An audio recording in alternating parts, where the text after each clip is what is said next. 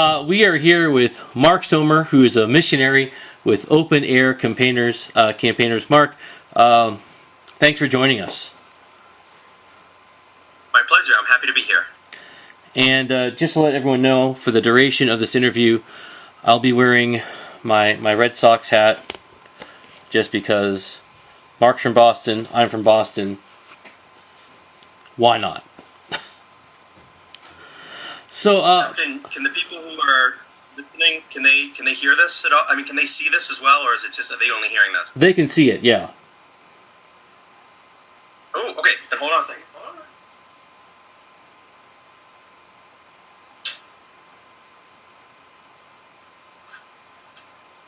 I've got here is a winning catch right there. Oh, awesome. Super Bowl 49. Very cool. Say hi to Aaron Rodgers for me. Yeah, because Aaron and I talk rather regularly, both being in Wisconsin and all. So, I know. So, Mark, share with us your testimony. How the Lord drew you to Himself. I mean, you have a very fascinating testimony. It's on your website, but let us know how you came to Christ. I think I got most of that. Just to let everybody know, we're having a little bit of an internet connection problem, so I'm not hearing everything I've been saying. But I think you said you want to know about my testimony. So I grew up in a very kind of liberal Jewish home in Massachusetts. We were not religiously Jewish, but very strongly culturally Jewish. So, I knew that I was Jewish, and then you had to be Jewish, and you had to marry a Jewish girl, and you had to do Jewish things and bring up Jewish babies, and that's what you had to do. And the last thing you can do is believe in Jesus, because Jesus was for the Gentiles. So I didn't really like Jesus all that much. I really didn't know anything about him, but I knew he wasn't for me. And when I was 20 years old, I was a junior at the University of New Hampshire, and I met a friend, and he was the first person that I'd ever really known who was a born-again Christian. I knew of born-again Christians. I made fun of them and ridiculed them, but I didn't really have a relationship with anybody until then. His name is Josh, by the way. And Josh just asked me some good questions, like, why don't you believe in the Bible? And I said, well, I don't know. I've never really read it. And he said, what? He actually insulted me. He didn't mean to, but he did. He said, you're supposed to be the smart guy, Mark, and you don't know anything about the Bible. Like, how can that be?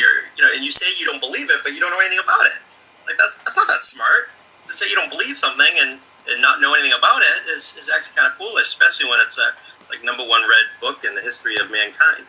And so I got really mad at him and told him off, and it was not a pretty sight. But God was working on my heart, because I couldn't get it out of my mind. And so I got a New Testament, and I wanted to read it to disprove it. So I got like a notepad and a pen, and I started reading the New Testament, and I intended to write down everything that was, not Jewish, or that was unscientific or stupid or ridiculous, and I was going to teach my friend not to be a believer anymore. And I was so shocked. I read the whole book of Matthew, and it blew me away, because what little I did know about Judaism from picking up at Hebrew school growing up, just Jesus was not what I expected. He was so Jewish, and he said like some things that were kind of mean to the Gentiles. He said, "No, I didn't come for you," and the woman's like, "Well, even the dogs get to eat the crumbs that fall from the master's table." So the Gentiles are referred to in the New Testament. I didn't even know the Jewish people who wrote the New Testament. Like, I had no clue. Like, I knew nothing at all. So that week, I spent the whole week asking everybody I knew what they thought about Jesus. Like, if you can imagine, I'm like this outspoken atheist that doesn't believe it. And all my friends, all the girls I was flirting with, everybody, I'm asking them, what do you think of Jesus? What do you think of Jesus? What do you think of Jesus? People are like, what is wrong with you? And what was wrong with me is that the Holy Spirit was grabbing a hold of my heart. And I started reading the book of John 1 week later, next weekend, and I was about halfway through, and I just got saved. Said, "I am the resurrection and the life. Who believes this will never die. Do you believe this?" And I did. I did. It was really strange. It was bizarre. I mean, really, like I became a Christian like 1 week after Josh witnessed to me. Wow. And it was pretty dramatic. Like it was a pretty quick. I mean, God changed everything about me. I couldn't get enough of Jesus. I just started reading His Word. I was skipping classes to read the Bible, and I was going to a secular university, of course, and I was just witnessing to everybody about Jesus. I was going to church. I was going to all the Christian clubs that were on campus. I was getting audio cassettes from different ministries. Now, for my students who are listening, an audio cassette is one of those weird things that people used to listen to a real long time ago. Yes. It's right after the phonograph. It's sort of like an iPod, kind of, but it only works for 60 minutes and it stretches and breaks. And you have to use a pencil to wind it from time to time. But that's right. A little bit of tape. I get some tape right here. Yes. Could you cassettes. You mentioned in your testimony that you were not a religious Jew. And I know when I went through this with some of my students, that just kind of boggled their mind. The idea that there's you have practicing Jews or Orthodox Jews, Reformed Jews, Conservative Jews, and all this, but there are some who don't. It's not a religious thing. Can you talk a little bit more about that? Yeah, that's huge. That's big, and I think the best way to understand it is if you know a little bit about Roman Catholicism. If you grab your run-of-the-mill Roman Catholic, where I live in New England, there's lots of Roman Catholics. Right. I don't know what it's like in Wisconsin, but if you go up to a Roman Catholic and say, "Hey, what do you think of council?" Like, you'll meet 1 in 1,000 that knows what you're talking about. Right. Most of them they're just Roman Catholic. I don't know anything about what do you talk. What is the Council of Trent? I don't even know what you're talking about. And a lot of people assume that Jewish people will understand the Old Testament, will understand the Hebrew Scriptures, will understand all that stuff, and yeah, like 1 in 1,000 does, not unlike a Roman Catholic. But that doesn't mean that the Roman Catholic isn't really like attached emotionally, psychologically to his Roman Catholicism. In the same way, Jewish people are attached very strongly to their Judaism. And just like me, they were under the wrong assumption that if you believe in Jesus, you're not Jewish anymore. Right. So they don't know why you're not allowed to believe in Jesus. That's just what it is. That's just the way it is. Just like, not unlike a Roman Catholic, very often are like, oh no, I have to stay Roman Catholic because if I don't, my great aunt Agnes will be upset with me. And, there's a lot of family pressure and all that kind of stuff. One thing that happened to me was when I trusted in Jesus, I never stopped believing I was Jewish. Like, I don't know, I just read the Bible, and everybody who believed in Jesus in the Bible was Jewish, so that's what I was doing. And Jesus is the Jewish Messiah. These Jewish people followed him and loved him. And in Acts chapter 11, they had a big fight about whether or not Gentiles were even allowed to believe. And they were. You guys were allowed in. There goes the kingdom. Thanks. No, I'm kidding. But I'm Jewish and I believe in Jesus. That's if you're Chinese and you believe in Jesus, you don't stop being Chinese. And in the same way, people ask me if I'm Jewish. I say, sure, of course I'm Jewish, and I'm not lying about that. Like, I really am. In fact, one of the things I say is, what could be more Jewish than believing in the Jewish Messiah? Right. I mean, this is what Abraham longed to see, Isaac, Jacob, David, Isaiah, Jeremiah, all these guys. I believe exactly what they did. So what do you think, when it comes to evangelizing Jews, what is it that we as Gentiles miss? What don't we understand? Well, one thing is probably a lot better at evangelizing the Jewish people than I am.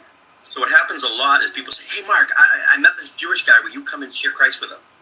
And I say, sure, but it's better if you do. Because I'm very offensive to Jewish people. Just like I was offended by my friend Josh right away. Like, right. The fact that he brought the Bible and Jesus, like, it was like this thing that it was wrong to me, even though there was no reason to. It becomes an affront.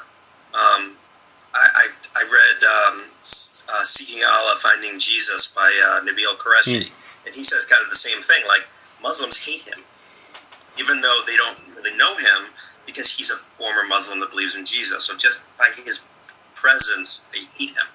And sometimes Jewish people just don't like me. I don't think it's because I'm not a nice guy. Don't you think? How could anyone not like you? So, I don't know. So quite possible.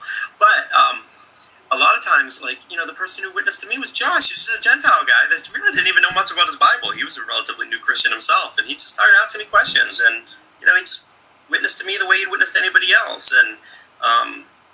And sometimes, so I was on a mission trip to New York City, and this woman named Sherry was on the mission trip, and I see her, and she pulls me, she goes, "Mark, get over here," and she's like, "I want you to meet David. I've been talking to him for a few minutes, and David's Jewish, and David, this is my friend Mark that I told you about, who's Jewish and believes in Jesus." But David was like, he was all about, oh yeah, he's using these Hebrew words, and he's bringing up stuff about his going to Hebrew school and this and that and the prophets, and he's coming up with all kinds of stuff, and I good little conversation with him, but it was kind of tense, and he kind of wanted to leave, and so he left, and Sherry was like, "That was really weird." I said, "Why? What was so weird about that?" He goes, "No, when I was talking to him a few minutes ago, he's like," I said, "What's your Jewish background?" He goes, "That's not really that important to me. I mean, I went to Hebrew school as a kid. I don't really know much about it. I don't really read the Bible at all. I don't really know much about it." But then when he met me, the wall went up, and he became super Jew, and quite frankly, the real David was the one who was talking to Sherry, not to me. Yeah. He almost had to prove, so he went back into his mind, and anything he could remember from Hebrew school, he kind of pulled out, and that was kind of a fake conversation. And probably what would have been better for Sherry is just to keep talking to him and not invite me. So, so don't be intimidated by Jewish people. Just witness to them. They're no different than anybody else. They need a blood sacrifice. They've sinned. Talk to them about sin. Hey, what do you think happens when you die? And what are you going to do about your sin? And and they might say something like, "Oh, I don't know. I go to once a year we have the Day of Atonement, and I try to do good deeds, and I try to do good stuff." And say, well, are you good enough? I mean, what is and try to bring up the scriptures, just like you would bring up the scriptures to anybody else. Now, it's interesting. Be positive about being Jewish, because Jewish people think that everybody's anti-Semitic. I don't think they really think that, outwardly, but it's this inward thing. So, one of the things that amazed me about Josh was he wasn't anti-Semitic at all. He was like, "Hey, it's so cool, you're Jewish. That's so cool. My Savior's Jewish, and the New Testament that I read is written by Jewish people." That's the first time I heard that. And so he wasn't anti-Jewish. And when I started reading the scriptures myself, I saw how pro-Jewish it is. And so you guys are probably much better evangelists to Jewish people than you might think. So it's fascinating to me that you made kind of an offhand comment about your friend Josh, and not only did he not know much about Judaism, but you said he didn't know much about his Bible. And I think one of the fears that people have in evangelism is, well, what about these questions that I might get asked? And if I don't have this rich theological library in my mind ready to go at moment's notice, then I'm just going to blow this opportunity to be a witness, and this guy's going to go to hell because I wasn't up on every last word of theology. Or not that theology is not important, but talk a little bit about that. What is it that we should... When we seek to evangelize someone, what are some of the fears that we just need to put aside and just present Jesus? Sure. So, exactly what you said. First of all, I don't want to discourage anybody from studying apologetics and learning answers to commonly asked questions, because those are very helpful, but they're not at all required. And sometimes the best evangelists are just people that just love Jesus and share their testimony. And say, I don't know the answer to that. That's a good question. If they bring up, what about the Q document? Isn't that, proof? And what about I read that they found Jesus' bones, and I read, wasn't he married to Mary Magdalene? All the ridiculous things you hear.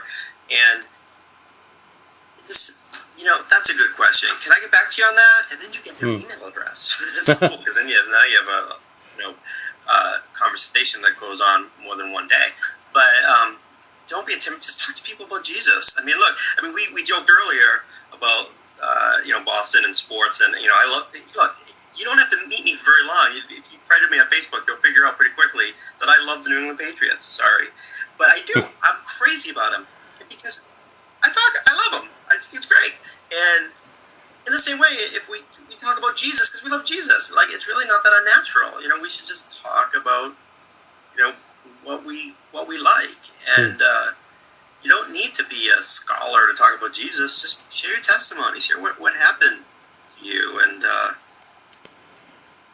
uses that. It's not us that saves anybody. It's the gospel's the power of God unto salvation. Now, does it hurt your testimony? Does it hurt your gospel witness when you cheer for a team that's known for cheating? Prove it. So, Aaron Rodgers said that he likes to inflate the ball. Anyway, I'm not going to get into that. Well, not around here, actually. I think it works pretty well for me that I'm such a crazy Patriots fan. I know my audience pretty well. Maybe if I came out there to Green Bay, it wouldn't be so good. But, actually, it's kind of funny. I use that. Like, a lot of times when I open air preach, what I'll say is I'll be in the subway, let's say, and, people, especially the rich white guys are pretending not to listen to me. And I know that they're pretending not to listen to me. They're not making eye contact or anything. And I'll end my spiel, like, with, God is so good, he can even forgive Denver Broncos fans. And maybe I'll say that, or New York Yankees fan, whatever. And then the white guy who's pretending not to listen laughs. So I know he's listening, because otherwise you laugh. I actually use sports to, we're fishers of men. So I use sports as bait. The gospel is the hook, never changes. But I'll talk about I know you meant that as a snide comment. It's funny, but seriously, no. I mean, especially in Boston. Oh yeah, sports all the time. I talk about that all the time. Now, because it gets people's attention, they like it. As an evangelist, I'm just curious. I mean, you witness to a lot of people. How often do any of these objections come up? Whether it's Mary Magdalene, the whole Da Vinci Code type thing, or these weird, strange. Okay, I've got to delve into my theological depths to pull out an answer here. How often do these come up? Almost never. Almost never. I mean, it's just a big trap to get Christians to not evangelize.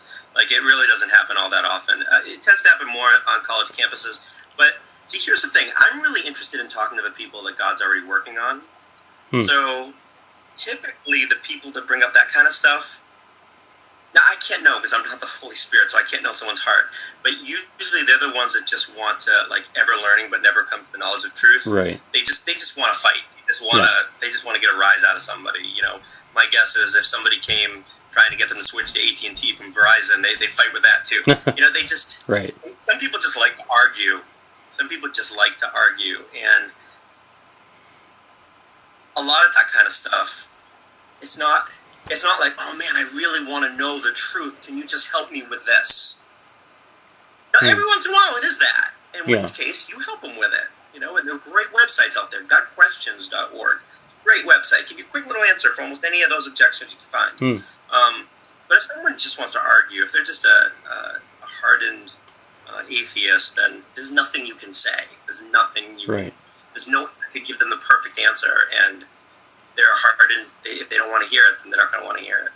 And as you mentioned earlier, the pressure is not on you to, quote, win this soul. It's not on you to make sure this man receives Christ. It's the power of the Holy Spirit that ultimately melts the heart. It's not my argument or it's not my expertise. Right. It's an interesting dynamic because we always want to do the best that we can for the Lord because we love Him. So yes, if possible, we do want to have a good argument, and we do want to sound coherent, and we do want to be good communicators, and we do want to, if we're doing kids, we do a lot of gospel magic tricks and use our paintboard and stuff, and we want it to look good and be nice. But that's not what wins the day. It's all about God doing a work, and I would much rather have somebody that's not eloquent.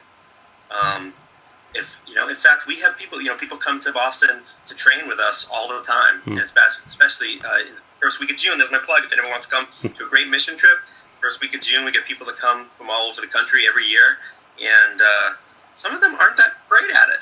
Not right away anyway. But God works through them. I see it. It's unbelievable. We had a guy with Asperger's syndrome a few years ago, and man, I mean, God really worked so powerfully through that godly man. It was awesome, and he had such a hard time with crowds and noise and all that stuff because of his condition, and yet it was powerful when he got up and spoke for Christ. It was awesome. So you don't have to be eloquent and perfect and all that stuff. Well, let's switch gears a little bit and talk about your ministry. Tell us about basically how the Lord led you into really full-time ministry, and you're out. I mean, that's what you're doing. You're sharing the gospel every day. You're going out trying to meet people and pointing them to Jesus. So tell us a little bit about what you're doing. Sure. Well, people are welcome to go to luke-15.org. Am I allowed to say that? Absolutely. And got a little 5-minute video that shows. So I've always been interested in evangelism since I got saved in 1993. And in fact, part of my testimony is I got saved on Yom Kippur, the Day of Atonement, which is kind of cool. Oh, wow. And I realized that about 2 weeks after I got saved, I heard a Bible teacher saying that if you know the day you got saved, you should celebrate it. Like, he's like, not every Christian knows it, and that's fine. If you don't know that, that's okay too. But if you know, that's like your spiritual birthday. I was like, well, that's easy. It was 2 weeks ago on a Friday. It was, so I just went back in my day timer. And by the way, for the students, a day timer is kind of like an iPhone made out of paper. That's what we had in the early 90s. And so I found the date, and it said Yom Kippur on it, and I was like, wow, that's so funny. God would save me on the Day of Atonement.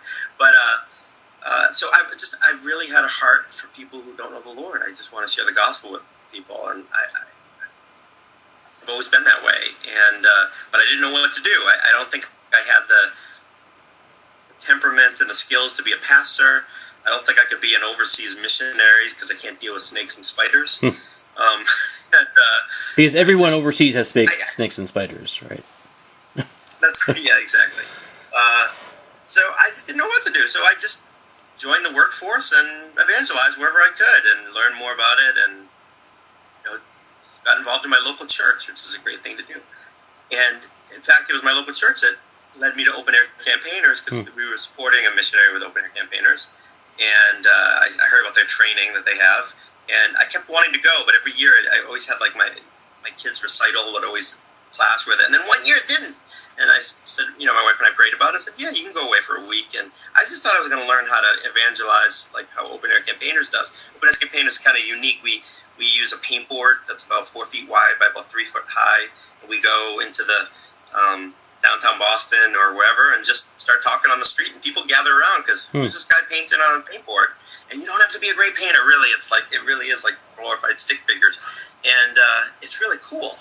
And I just thought, wow, this would be a neat skill to learn how to do that. So I'll go for a week, and but I think by the second day I knew this is what I have to be doing full time. And the thing I didn't know about Open Air Campaigners too is they have a pretty robust children's ministry, which really touched my heart too. They go in to neighborhoods and just have a kids club right there in Providence, in the inner city. Just send their kids to it. They don't even know who we are. It's crazy. It would never work in the suburb. Well, I don't want to say never work, but it's just different in the city, and we meet a lot of kids, and we teach them about Jesus, and we hook them up with local churches that are right near them. So I loved it. So I applied for, we prayed with my pastor, and a lot of people said, yeah, this is exactly what you need to be doing. And so that was about 5 years ago, maybe 6 now. Thanks. So I left my job in the corporate world doing computer support, and I love what I do now. So we go into, we have adult ministry where we do evangelism to adults. And, we don't yell at anybody. We're kind of like the nice evangelists. We really believe that if God's calling someone, then they'll come to us. And we never run out of people to talk to. We hand out a lot of gospel tracts. I love gospel tracts. And we go to places like the beach. Like beaches at night is tremendous. Great ministry there. We go to downtown Boston. The whole world comes to us. I mean, we have every day. We talk to people, Hispanics. We talk to people who speak Chinese, Russian, all this stuff. And we have gospel tracts in all those different languages we carry with us. And So we give it to them, and Google Translate's been very helpful. I use my cell phone, and a lot of times I'll have little conversations with somebody through Google Translate, and it's tremendous. When you give them something in their own language, they love it. Like they'll light up. Give a Vietnamese person a Vietnamese gospel tract, they'll read it right there and thank you. I mean, I've had Hispanic people especially hug me and thank me, or just because I say Dios te bendiga, which is like the little bit of Spanish I know, which means God bless you. That to a Spanish person, and they're like, "You're speaking my language. You're not making fun of me and telling me to get out of your country." It's tremendous. And then get this: the city. See, in the wintertime, it's very hard to do open air evangelism because it's cold outside. Nobody's going to want to gather around in the cold and the slush and the winter and all that. But the city of Boston wants people to get saved so bad that they dug these underground tunnels all underneath the city, and they put heat and electricity and lights. And if that weren't cool enough, they even bring a train 15 minutes to come listen to us. So it's we get a whole group, a whole new church service every 15 minutes. It's unbelievable. It's a great event. And it only costs $2.10 a day to go down there, and good for the day. Yeah, Subway to us means something a sandwich we eat, nothing that we travel with. Yes. Well, how do we? You just walk right up to people, and whether it's offering them a gospel tract or ask, how do you get the courage to do that? Because I know some are listening and saying, "Wow, how do you just strike up that conversation just with some stranger you've never met before? You just walk right up and say, here's Jesus." Well, I don't do that. I don't go up and say, "Here's Jesus." Right. I try to make small. Yes, that's a bad way to start. I'm hoping no one takes me seriously there. No, that's fine. No, because some people do that. Like I see some people, and I don't think God calls us to be, super bizarre. Sometimes He does. I mean, He calls some of the prophets to do some weird stuff. But I'm not a prophet, yeah. So we're not jerks for Jesus. Right. So I think gospel tracts are very helpful because a gospel tract will open the door. Like so if you get it's to say it's a time when there's a ton of people walking by, and I'm giving out a gospel tract. Hey, did you get one of these? Get one of these. Get one of these. Get one of these. Get one of these. Get one of these. People take them. Oh, sure. Most people, half the people will take them. Half the people will say no, thank you, or just ignore me. But some people might say, "Hey, what's this?" And I'll say, "Oh, it's about Jesus. What do you think?" And that's it. And who God's already working on, because they'll go, "Man, it's funny you should ask that. I've been thinking about this a lot." I mean, that's not uncommon for people to do that. And then they thank me at the end of the conversation. Hey, I've been really thinking about this, and I didn't know where to go with this, and you really helped me a lot. And sometimes I'll ask them for their email address. I'll try to hook them up with a local church. But gospel tracts are really great. I mean, I've got one. I always carry them in my back pocket. I got this $1 trillion bill, and it's got a gospel message on the back.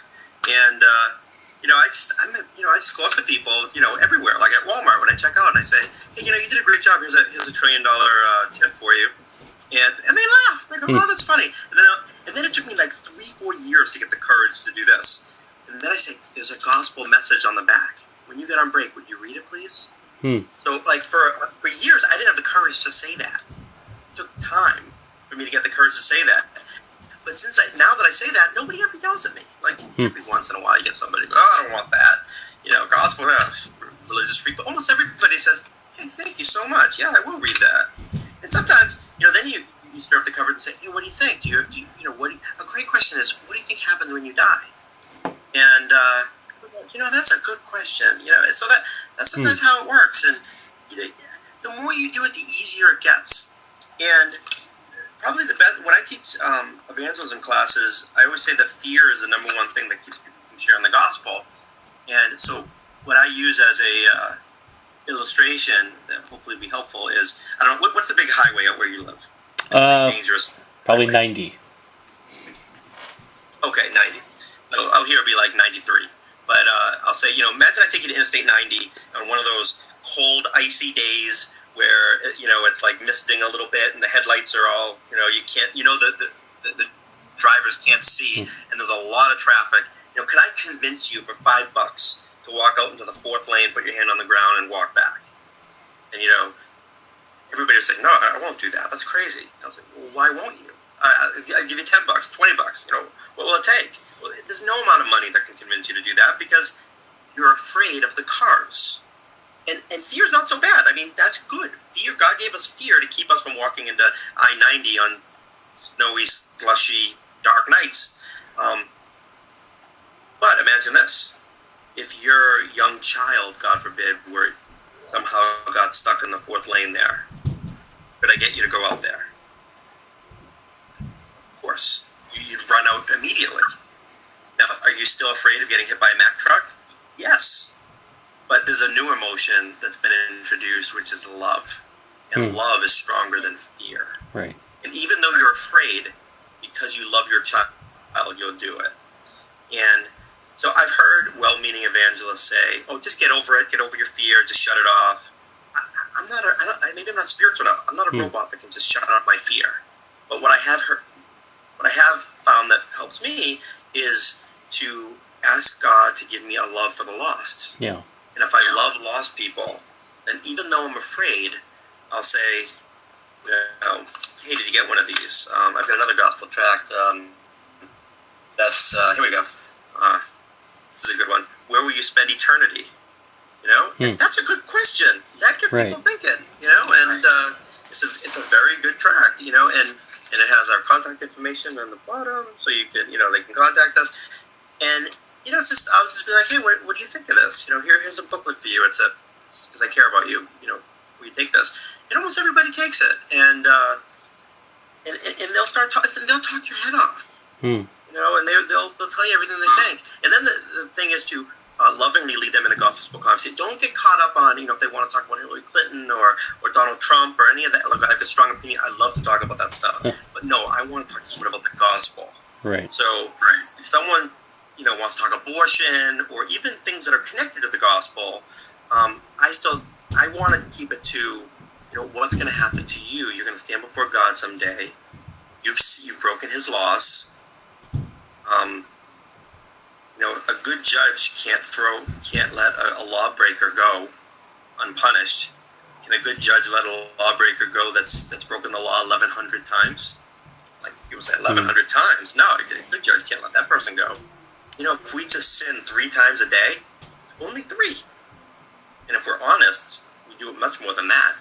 But if we only do 3 times a day, in 1 year we would have broken God's law 1,100 times plus. How about 2 years? How about 5 years? How about 20 years? And you got to show them that you care. Right. You don't want to be like a jerk, like you're a sinner. God hates you. No, it's like we're all sinners. God, if we get what we deserve, we're that lawbreaker. And let me tell you what. Do you know what God did? People say, they'll say Jesus, right? And I'm like, yeah, He died on the cross. And they'll go, oh yeah, I know that. I go, He did it willingly, not because He was caught by the Romans, but He gave His life willingly. And why would He do that? And people be like, oh yeah, and it's starting to connect. And that's how a good witnessing conversation will go. Right. I'm kind of weird. I don't try to close the deal. I don't try to lead anybody in a sinner's prayer. I think that's God's business. I'd rather them sit on it and think about it, and trust that God will work through them. Offer them a Bible. Hey, one of the best things you can do is write your own testimony as a gospel tract. I encourage everyone to do that. So I have my testimony written down. It's called A Jew and His God, and mine's kind of fancy. I got it color printed, because I got like 5,000 of them made. But yours doesn't have to be that way. Kevin, you remember me from New England Baptist? Yeah, I had it black and white back in those days. Right. That's where it started. Actually, I wrote it down back then, and just used to photocopy it at Staples, and just keep it in my back pocket. And write down your testimony. And you don't have to have this awesome testimony like you go. People. We love testimonies like, oh, I got off drugs and I got off. Right. I used to be a Mormon, or I used to be a woman, or I used to be a whatever.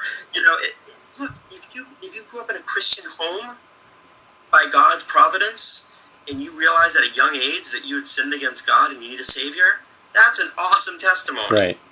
Write it down. Say to somebody, can I share with you what God said in my life? I wrote this. And they'll say, you wrote it, really? People get it. You really wrote that? Like, yeah. Like, oh, okay, sure. And they'll take it. You'd be surprised. Take the time to write down your testimony.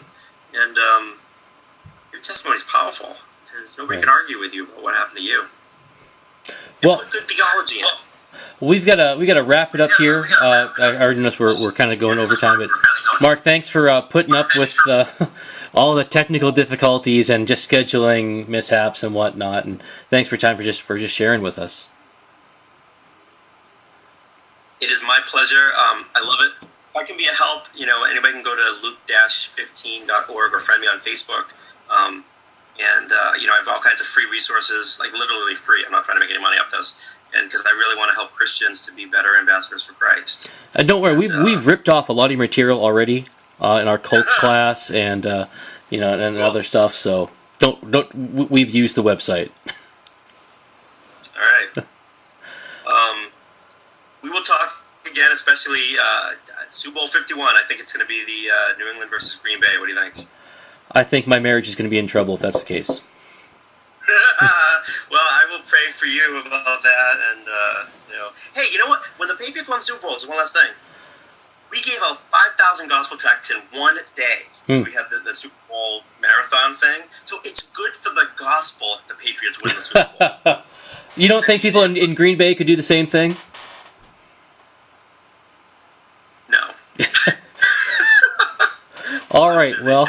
Well, look, I'm trying, man, All right, well, Mark, thanks again for taking the time. And God bless you. Hey, guys, you're lucky or blessed, rather, to have Kevin be your teacher. He's a great guy. I've known him for a long time. Okay, we recorded that statement, so that's great.